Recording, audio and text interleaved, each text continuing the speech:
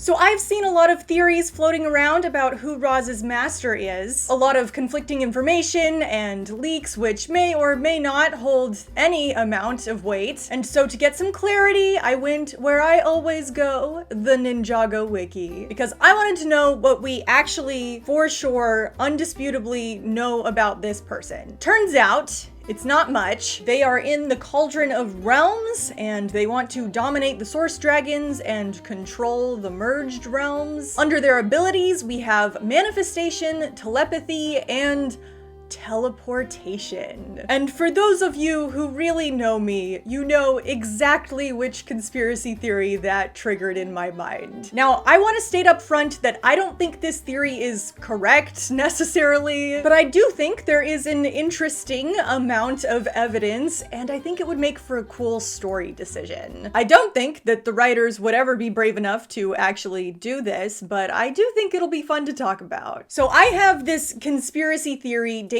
back to my Archive Kitten days. I even have a video about it in my fandom series that I created with Lego, shameless plug. What else are you hiding from us, Mailman? Tell us the truth. I think it is very clear that the Mailman is much more than he appears to be. There is, of course, this classic line from season 8 implying that he might know that he is in a TV show. See you next season. Season? You know, fall, spring, summer, whatever. And then the real sticking point is this shot in season 9. We get a wide shot of the whole crowd and where he is within it. There is no reason for that to change. We can easily identify his arm in this shot based off of where we are in the crowd and referencing that wide shot. The clothing is all the same. This is his arm. And then as the camera pans over, there he is again! The only logical conclusion here is that the postman has teleportation powers. I think I may have made a discovery. Carrot, cup, jester. What's a jester? I don't know. And you know who else we see teleporting just one season later? The first Spinjitzu master. I really don't understand any of this. You will soon. The theory is that the Mailman is actually the first Spinjitzu master in disguise in a mortal form in order to keep tabs on his family. They both wear the same hat. The Mailman is a great excuse to check in on the ninja whenever he wants. He just has to bring mail with him. Plus, it would explain how he always knows where to find the ninja wherever they are. I think his overly cowardly demeanor can also be explained with this theory.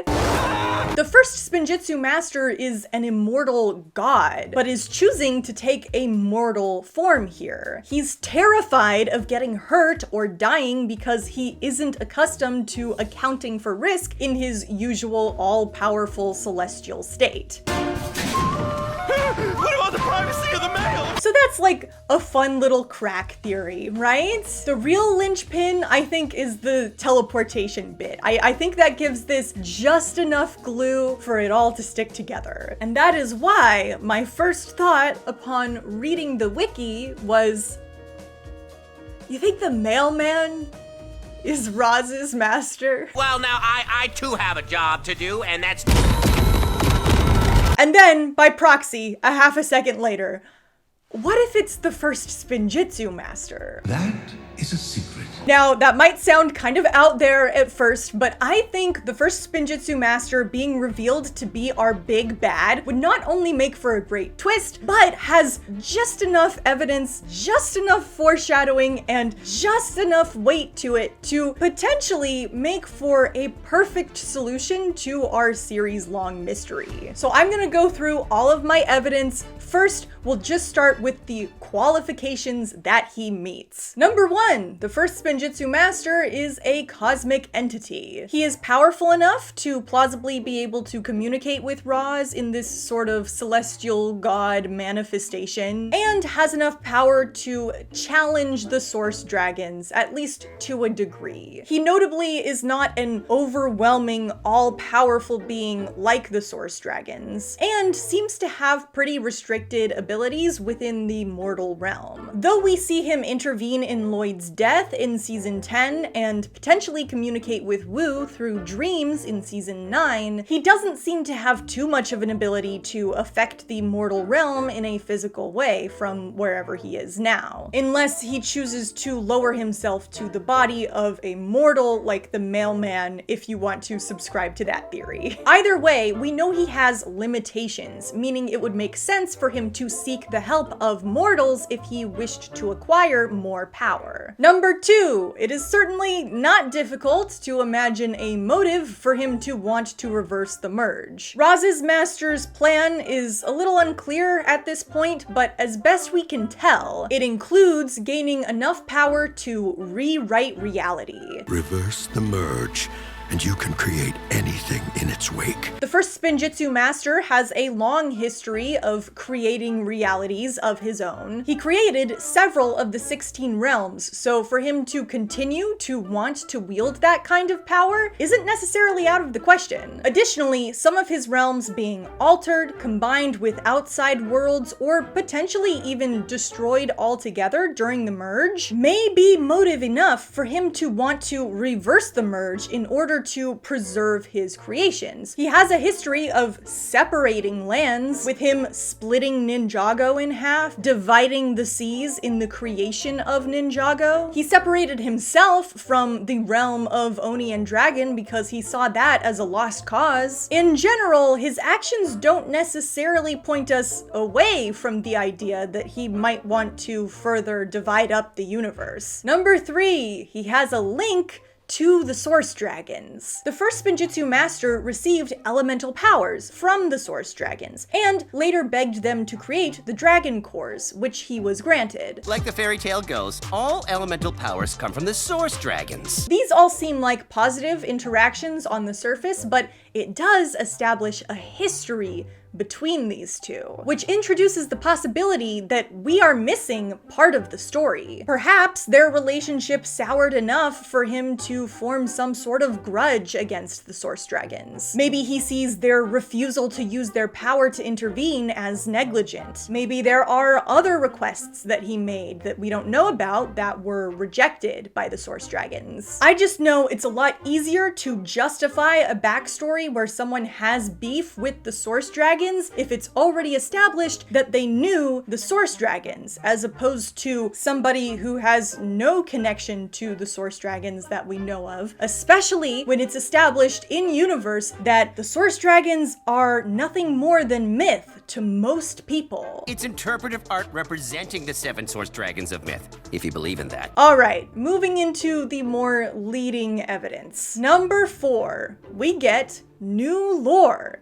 That rhymed! Dragon's Rising makes sure that the audience knows who the first Spinjitzu master is, establishes some new lore about him, and even gives us a visual representation of him. They have gone out of their way to establish who he is, his role in this universe, and his connection to Lloyd multiple times. Lloyd's grandpa, the first Spinjitzu master. People say he created Ninjago and some of the other realms. Now, this doesn't necessarily mean that he has to be involved in the overarching story somehow, but it is the kind of groundwork that you would want to set if he were. We even have Roz directly showing his knowledge of the first Spinjitzu master and destroying his statue in season 3. He has this sort of sneer saying that I'm sure Lloyd told you who this was. I suppose your old teacher told you who that is. Which could just be him hating everything to do with Lloyd, including the first Spinjitzu master, or him implying that they've got the story wrong about who the first Spinjitzu master is, because he knows the truth. The first Spinjitzu master currently is working against the ninja. He also says that the first Spinjitzu master is long gone. But he's long gone now. Which can be read one of two ways using this theory. Either he's telling Eren that he's gone to obscure who it is he's actually working for, and destroying the statue is just sort of overcompensation on his part, or Roz's whole goal is to bring back the first Spinjitzu master. Maybe he's like trapped trapped somewhere currently, and that's why he needs Roz's help to escape, to get more power. So him saying he's gone is sort of an affirmation of his mission, and destroying the statue is him doing what he needs to do to summon the temple spirit, which honestly I think is probably what's happening here regardless. Number 5, the thing that started it all, teleportation powers. This is one concrete thing that we know Roz's master can do, is teleport things. Master, I call for your aid! And it's also a power we see demonstrated by the first Spinjitzu master in person. Granted, we only see him teleporting himself and not other objects, but that does establish that he has some amount of teleportation powers, and it's very possible that those powers extend further than we've seen. With two characters we have such a limited picture of, the fact that they both share this power set seems worth noting. Number 6, the Golden Glow. Roz's master, we see several times, has this sort of yellow golden glow about them, which is a bit of a strange choice in my opinion. Seems like red would be the obvious choice to go with, especially with the blood moon connection the bad guys have in season 2. Gold has historically been highly associated with our heroes. For instance, Lloyd, the golden ninja, the golden weapons, and of course, the first Spinjitzu master, the original wielder of golden power, who created the golden dragon armor, golden weapons, golden mech, and has a golden dragon. Do you like my dragon? This guy is like the gold guy. It's worth noting that Lloyd is no longer in command of the golden power, which also just so happens to produce energy spheres similar to those in scenes of Roz communicating with his master. And number 7, the anti-Wu sentiment. Dragon's Rising notably wants to put a seed of doubt in your mind about Wu. The ninja's precious Master Wu was the very person who caused the merge. He caused the merge. We don't know why. He has yet to explain himself, and this sketches out a good number of our characters. Now, I don't think this show wants to make Wu evil. He seems to be assisting the ninja. They still characterize him as a kind and noble guiding force in flashbacks, and I don't think they want to tank a main character's reputation like that so permanently. However, I do think this through line of the good guys maybe not being so good is a concept with enough build-up that it might have some follow-through. Having the first Spinjitzu master end up as an antagonistic force would give you that same punch of a figure long heralded as a hero within the show's lore suddenly being revealed to be something else. But as he's not actually a well-developed character in our cast, you don't actually lose anybody when that reveal happens, and the heel turn maybe feels a little more plausible because he is such an unknown. That floaty, ethereal voice could easily be twisted into an uncaring, detached force of nature. Why am I here? I brought you here. There's a whole sect of the fandom who hates this dude already. It's really not that much of a stretch. So that's all I've got for you right now as far as like supporting evidence from the show. There's also been these leaks going around which supposedly lay out clues for who Roz's master is, which I have no idea how valid those are, but I think the first Spinjitzu master does fit those criteria as well, if you're not super strict with how they're worded. Number 1, it is someone from Dragon's Rising. While he hasn't necessarily shown up physically, the first Spinjitzu master has been depicted and mentioned several times throughout Dragon's Rising, so I think that qualifies. Number 2, he is a he. First Spinjitzu master is a he. Number 3, he has been in a set before. Again, he hasn't necessarily been like physically in a set, but there have been depictions of him in sets. And if you want to count the whole mailman is the first Spinjitzu master theory, we do have a minifig of him. So number 4, he has multiple forms. Presumably because the first Spinjitzu master is both Oni and dragon, he would have multiple forms like his descendants do. And if you want to include the mailman in your theorizing, that's 2 forms that we've seen him take. 5, he has great motivation for becoming a villain. This one seems a little more subjective. Like, I guess whoever leaked this just really liked the writing around the reveal. Number 6, he will be revealed in season 4. This one isn't really a clue and seems to be at odds with our next statement. Number 7, he has been revealed for a long time. I assume that this means it is a character that we have known about for a long time and not that the answer has already been revealed to us, but come on, leaker. Let's do some proofreading here. Anyway, assuming that that is what this is supposed to mean, I mean, there are few characters who we have known about longer than the first Spinjitzu Master. We learn about him in the pilot episodes. He is the intro to episode 1. So I think he fits all of these hypothetical criteria, if they even turn out to be valid, I don't know. There is one other piece of outside information that I think slots nicely into the conspiracy here. When writer of the show, Doc Wyatt, was asked, did Roz's master exist before time had a name? He replied, "Great question, but sorry, I won't answer right now." Now, most of the leading theories for Roz's master currently are that it's one of the Source Dragons, and I think that's probably accurate. The way Roz communicates with his master seems nearly identical to what happens when Lloyd communicates with the Source Dragons. They're all big, abstract, glowy entities floating in a void. That seems like the most logical bet at the moment, so this response is easily explained away by Doc not wanting to confirm this theory. The list of people who existed before time had a name is pretty small. But I will note the extended response here. He didn't just say no spoilers like he does with many other questions, which answering would obviously entail spoilers. By the way, can we please stop asking Doc questions which are just blatantly, obviously going to be spoilers? He's not going to answer them. For good reason. He doesn't want to spoil the show, and he's probably under legal contract not to. He is already answering a bunch of interesting questions for us, which is so kind. He does not have to do that. We do not need to be wasting this man's time with questions he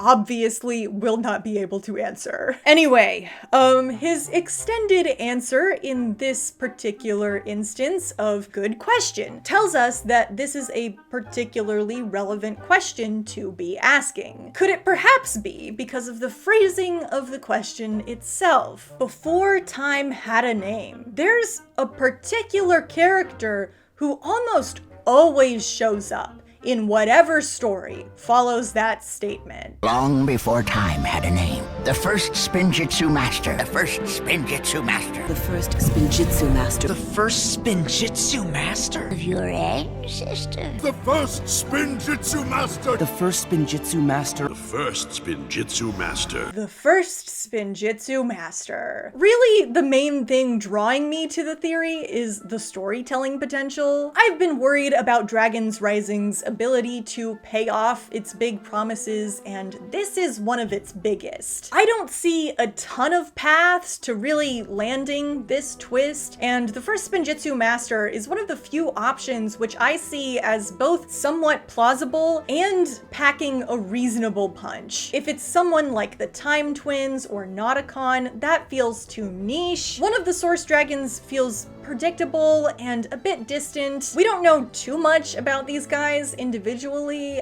at least at this point. I guess that could change. Wu feels like too big of a swing. If it's someone we don't really know about yet, then that's likely to be thoroughly unsatisfying. The first Spinjitzu Master hits right in the sweet spot for me. He is foundational to the mythos of this world. Everyone knows who he is. He has a concrete connection to the main cast, and it gives you a lot of story fallout to work with. It would give Lloyd the chance to re-examine his legacy legacy and decide what it is he'd like to stand for apart from his lineage. I think it would also make for a great Wu through line. He's one of the few people who actually knows his father, so getting him back would probably greatly assist the effort against him. Making this whole thing a big family affair seems like an easy way to give us some extra stakes and tie everything together thematically. And just imagine how epic of a reveal that would make. Wu finally gets out of ghost form at the end of some high-intensity action scene where the villains escape. The team is all welcoming him back, asking him to explain, tell them what he knows. And Wu looks down mournfully and is like, I know who they're really working for. And all the ninja start guessing as his eyes begin to drift into the distance. Is it this person? Is it this person? And he's finally like, no.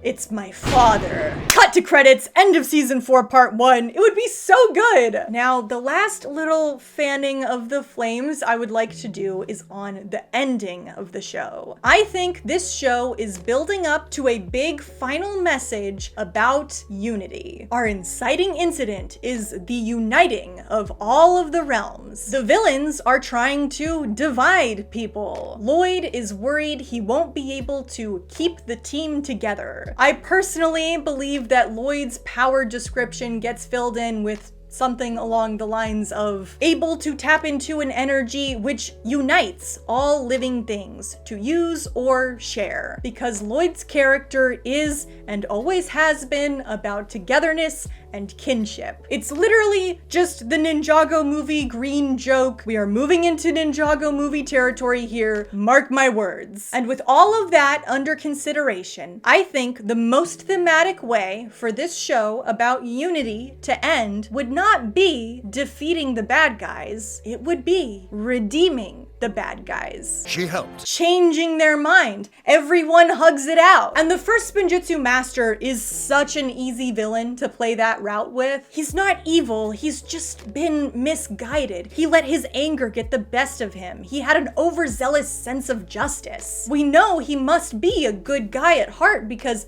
that's what he was to us for most of the show. And if the big issue at the core of the show is a disagreement between the first Spinjitzu Master and the Source Dragons, Lloyd becomes the perfect person to mediate that conflict because he is both a descendant of the first Spinjitzu Master and a conduit for the Source Dragons. It's literally perfect. Now, do I think any of this is correct? Probably not. I think I'd honestly put higher odds on it just being the Overlord for the millionth time in a row rather than the first Spinjitzu Master being revealed to be an antagonist, but a girl can dream. I've been watching a lot of FNAF theories. I have no chance at following to fall asleep, and I think it's having a little bit of an effect.